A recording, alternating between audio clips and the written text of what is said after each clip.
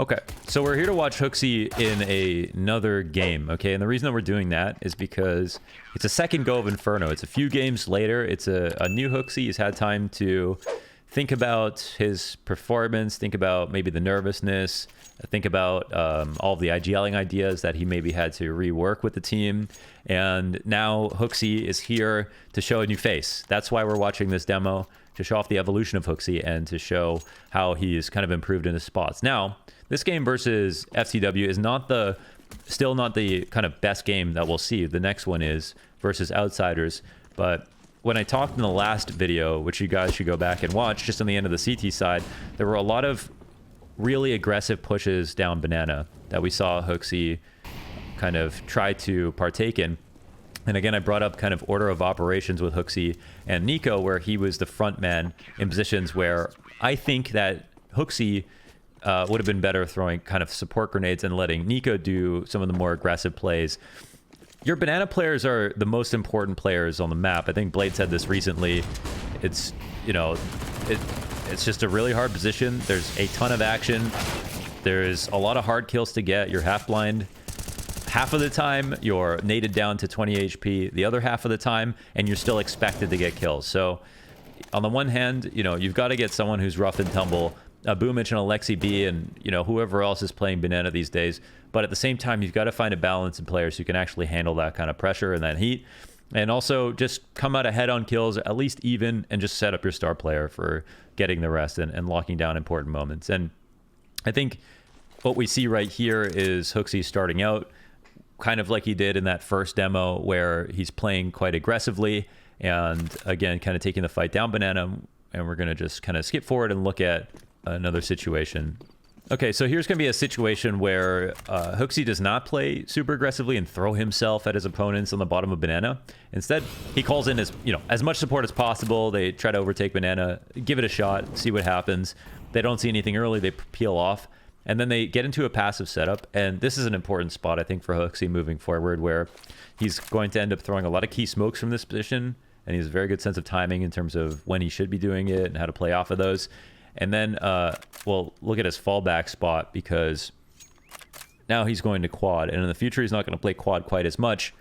But we're already going to see kind of a better face here, where now Nico's going to throw some support for Hooxi, and he'll take his next engagement. And he actually does a fine job of at least getting this one kill here and delaying long enough that there's kind of no way in, and even grabs that second kill, which honestly, it's a small thing, but I think that's just even a kill that, you know, we didn't see from Hooxi in those first few games that he played at Blast, where it's just like, you know, the nuts players get the crazy kills, and right there, that's just a little bit of that. And whereas Hooxi was pretty much just only getting the very standard, very easy kills, at least I think that's a bit of a step up. So okay, so here's another moment where Hooxi goes for quad, but he used his smoke, which, you know, sometimes you don't want to play at quad if you use your smoke just because of that molly. Doesn't mean they're always going to molly it, but hey, he gets rocked a little bit, and he pays for using his smoke early and then playing quad as the exec comes in. So we lose. No harm, no foul. That can happen once or twice, but this becomes a place that he just doesn't play as much in the future. Some of the retakes in this game didn't go incredibly hot, but I mean, honestly, just retakes on Inferno are obviously a nightmare on both sites. Just a very hard map. So on this round, Hooxi throws a log smoke earlier on, and then re-smokes, chills. Of course, he just got a 5-7 here, but this is actually a nice moment from Hooxi, and I think it actually, again, foreshadows a little bit what he's going to lean in towards more in the future, and that's playing first oranges. There are a number of ways that you can and should play any site. I think the lower level you go, the more people will rinse and repeat one position, you know. And I think at the top level, you do see certain situations, like JKS got famous for playing under balcony, or spots get named after players because they spam them, or Jax plays, you know, under balcony on Mirage after JKS, 15 times and a half. And sometimes that's good, sometimes it's bad, because you do what you're good at, but you also become kind of predictable in a position. But maybe this is the first moment where Hooxi is like, yeah, you know what? These angles kind of work for me. This is a nice place where I can throw a lot of utility. This is a key bounce flash that every Inferno player should know if you're going to play the B site. And you also have kind of a spammable oranges. So if you have a if you have a flash from like a supporting flash for you into pool, you have kind of a nice way to fight. It's quite dynamic, at least with, you know, the amount of depth you can add to it. And right here, he just puts down a couple of players and even gets on the scoreboard for an assist plus a flash assist as well. So an overall a great round here from Hooxi from that spot.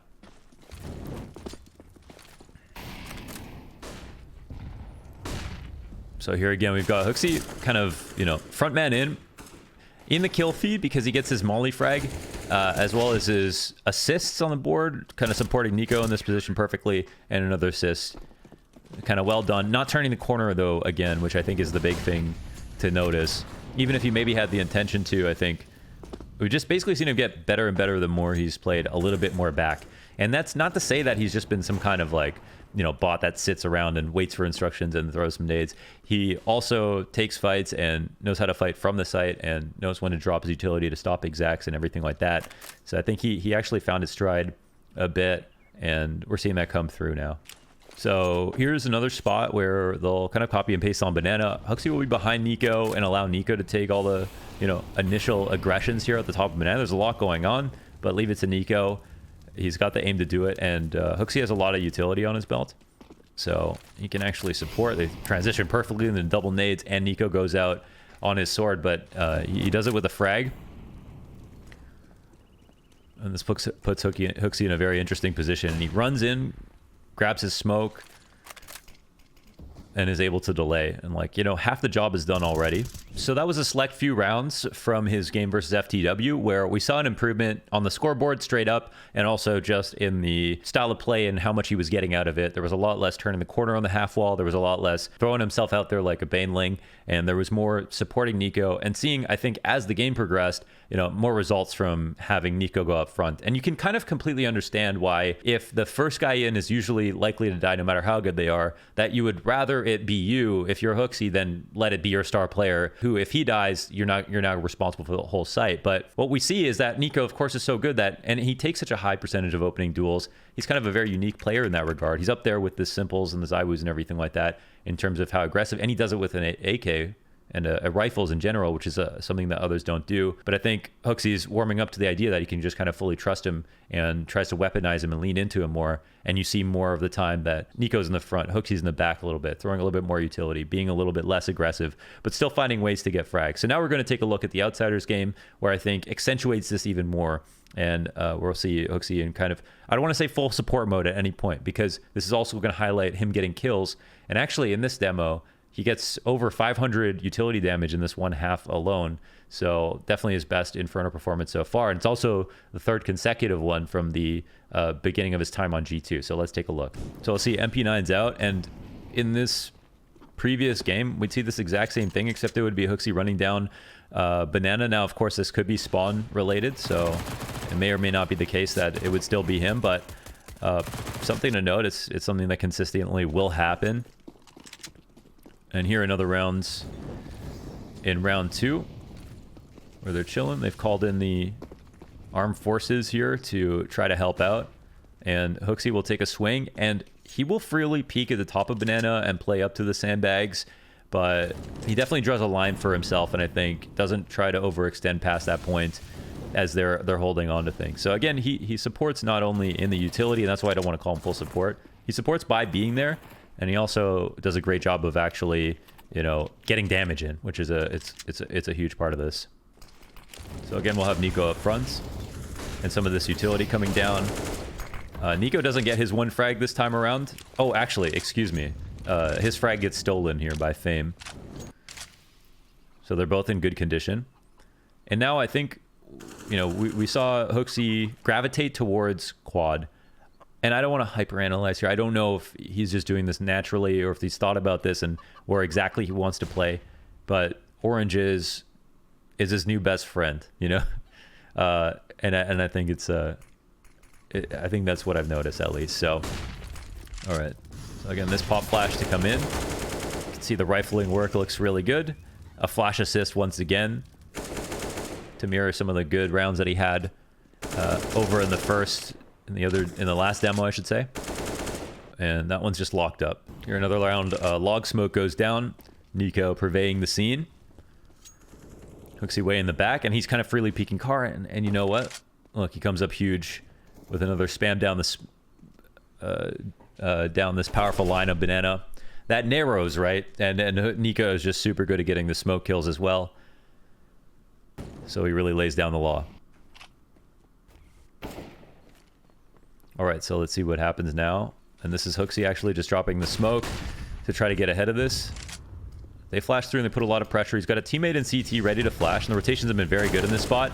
He misplays a bit here. So the molly that lands right here is actually thrown very purposefully on the top of second oranges to, you know, to immolate anyone playing first oranges or second. And Hooxi runs back in to throw his go-to flash and then ends up just dying to the incendiary there. So definitely just a misplay. But again, I think that just shows like how much he's kind of trying to play in this spot. And I mean, I don't know how much Editor Mo will edit this in, or how many of these rounds he wants to or not. I don't think we need to overcomplicate here just because I'm talking, but or just kind of hammer in the same point over and over again. But you know, we're paying attention to how many times Nico's up front, Hooxi's behind, the spots that he's going into, the change in playstyle ultimately.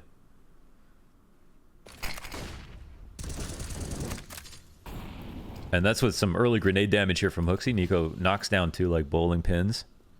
Falls back into a very cute angle, and it's actually a 3rd assist from him. And so at this point in the half, Hooxi already has 346 utility damage.